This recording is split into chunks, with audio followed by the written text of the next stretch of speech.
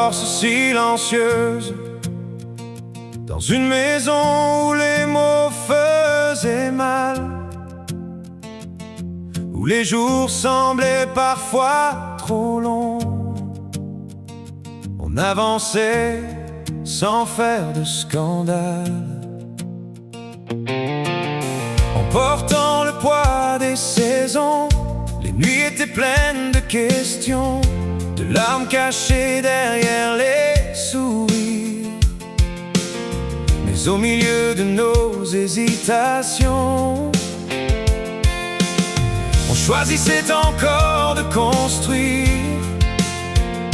Géraldine, toi qui gardais la lumière, même quand le ciel devenait plus sombre.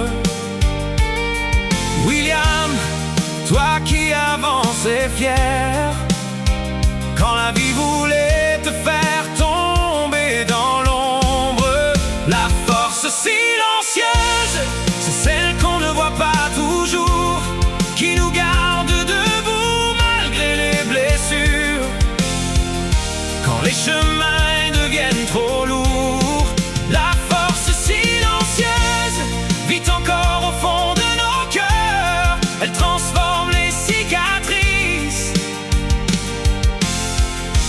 en courage et en douceur. Un jour nous avons fermé la porte avant qu'un drame ne vienne tout briser. Et même si certaines traces sont encore fortes,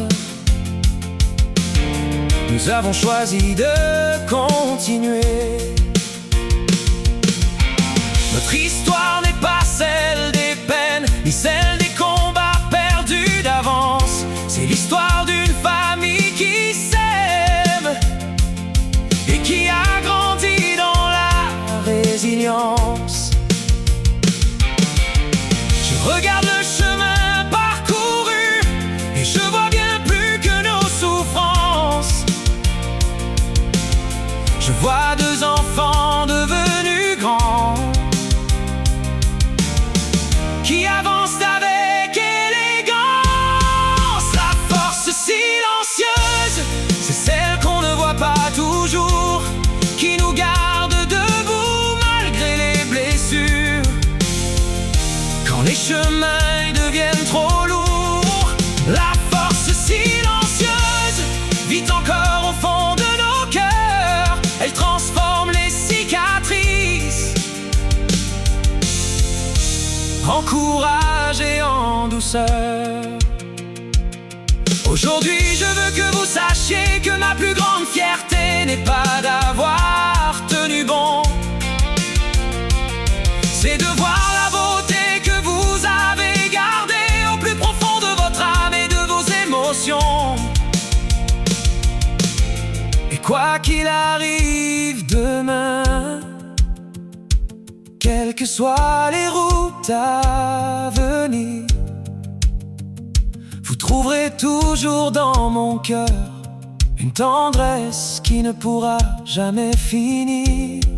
La force silencieuse nous accompagne encore aujourd'hui, dans chaque sourire retrouvé, dans chaque nouveau défi.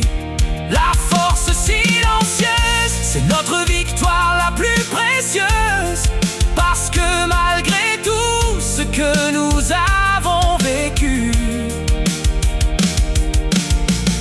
nous sommes restés amoureux de la vie.